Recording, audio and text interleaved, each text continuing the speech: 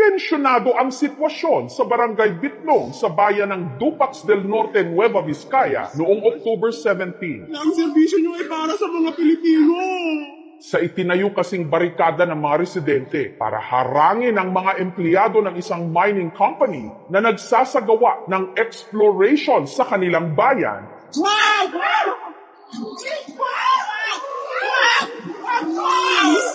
Nagkagirian sa pagitan ng mga nagpoprotesta at ang mga pulis.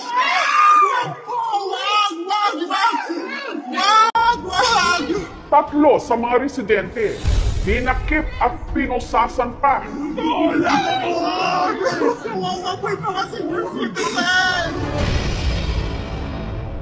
Ang punot dulo ng gulo, ang pagtutol ng mga tiga-Dupax del Norte sa nakaambang operasyon ng Google Corporation sa kanilang bayan.